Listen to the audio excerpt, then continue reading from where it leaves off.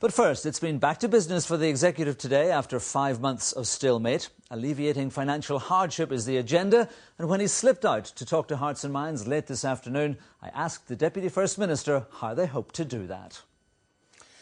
Well, I think clearly we have a world economic storm to weather, and there is a huge responsibility on us as government leaders to ensure that we do whatever we can to impact on the plight of households, families, businesses at this particular time. And I think today at the meeting we had a very thoroughgoing discussion which lasted some considerable time, where we spoke in depth about all of the different problems which are besetting our people at this time, but more importantly about what we as a government can do to impact on these difficulties. All right, well, give us some hard facts, some concrete things that you can do. Well, the decision to defer water charges, they've been deferred for this year and will be deferred again for next year. That has obviously come about as a result of the negotiation myself and the First Minister, the Minister of Finance and the Minister for Regional Development were involved in with Gordon Brown in London last week and again this week. We've also managed to ensure that further funding was made available, something up to £100 million for other issues that we clearly have to deal with in the future. The decisions today impact on the economic situation insofar as we've brought in a new policy on planning in the countryside. We've changed PPS 14, which was an anathema to many people. So people can now build houses? Well, in a very balanced way, but certainly we believe that this will allow contractors in rural areas and throughout the north to be involved in a building programme. Any big infrastructure things that you can set in motion that would provide large-scale employment in the construction industry is really suffering, for example? Absolutely, and that's why our investment strategy, which is targeted at infrastructure, is so vitally important. And we do have, under our resources, something like £6 billion, which we intend to spend over the course of the next 3 years, hopefully spending up to £2 billion of it in the course of this year. So it is vitally important that we move forward in a way which tackles head-on the rising unemployment, which is obviously going to occur worldwide as a result of the fiscal situation.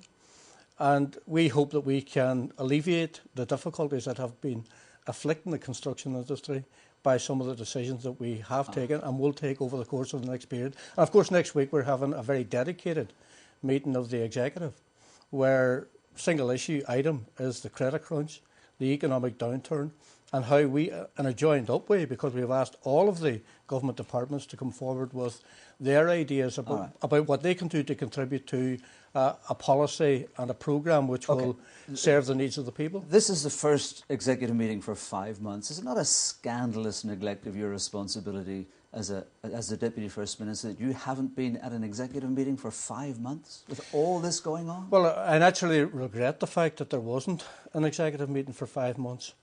And I'm not going to recriminate about the reasons around all of that, except to say that from our perspective in Sinn Féin, it was very important to ensure that we were part of an administration which was moving forward on the basis of partnership and equality. What better way to prove that than by getting your gloves off and getting in there and dealing with the real problems that have been affecting people's lives for the last 6 months? But the difficulty is that it was our view, and it was the reason why we hit the difficulties that we ran into, was that we weren't dealing with all of the issues. There were outstanding issues that had to be resolved. There was the issue flowing from the St Andrews Agreement of the transfer of power on policing and justice from England to our administration here. And yes, it was a very protracted negotiation with the DUP. Do you think people out there really cared about that? Well, or was it just in here that people cared about that and on your side of the house? Well, you see, but if you distill it just down into one issue, then you make the big mistake of not recognising the argument, and the argument centred around whether or not people within the administration were going to move forward on the basis of partnership and equality. There were, of course, other issues which are impacting on people, such as the issue of PPS 14, which had to be changed, which is now changed successfully to PPS 21. Could have been changed 5 months ago. There was the issue of that, but it wasn't changed 5 months ago. There was the issue of the... Because there was no executive meeting. No, that wasn't the reason why it wasn't changed. Well, it could have been changed earlier than today, clearly. There was the issue of the Longcash site and the dissatisfaction that Sinn Féin had about the lack of development at that site, given that too could provide thousands of new jobs for the people that we represent. Now, you see, and I mean, to be quite honest, I made it clear in the course of my conversations with Peter Robinson, and I think you have to remember that throughout the course of the 5 months, Peter Robinson and I never fell out. None of us ran away and huffed in a corner. Yes, we had problems and we had difficulties which prevented the executive happening, but I did make it clear during the course of my conversation with him that if I was not able to work on the basis of full partnership and full equality with him, then I had no interest whatsoever in being part of this administration. But you were doing it. You were meeting him, you've just told us, all the time. You were talking to him as partners, partners in government. No.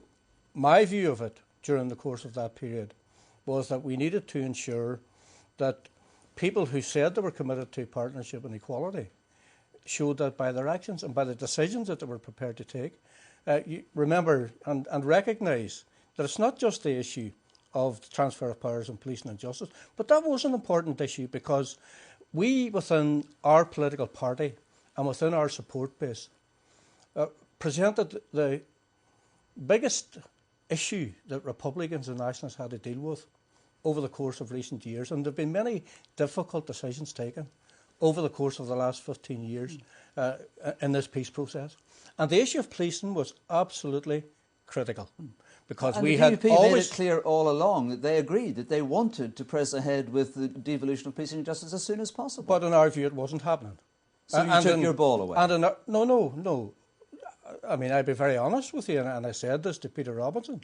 I told him that I had a very strong view, which I had at that time, and these people are probably still there, that there were people within his party who had no interest whatsoever in seeing the transfer of powers on policing and justice this side of the next Assembly election, which is 2011. Are these Afrikaners that Gerry Adams was talking about? Well, I mean, people can use different words to describe different people, but there are people within the political process, people like Jim Allister and maybe other Jim Allister types within the DUP, who were totally and absolutely hostile to the resolution of that issue.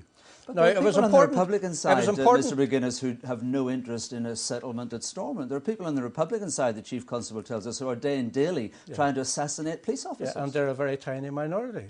And some of these people actually stood against us in last year's Assembly elections. They stood against me. They put a former hunger striker up against me who was in a wheelchair in the Mid-Ulster constituency. And the DUP is equally dismissive about the TUV, of course. Well, we recorded over 21,500 votes, and the person who represented the opposition to the peace process and to Sinn Féin's peace strategy got 400 votes. Now, that tells you where the people are at. And what is, I think, vitally important is that we are moving forward with an administration which does have the overwhelming support of the people. Obviously, we'll have much more support if we, as we are charged to do, deliver on behalf of the people.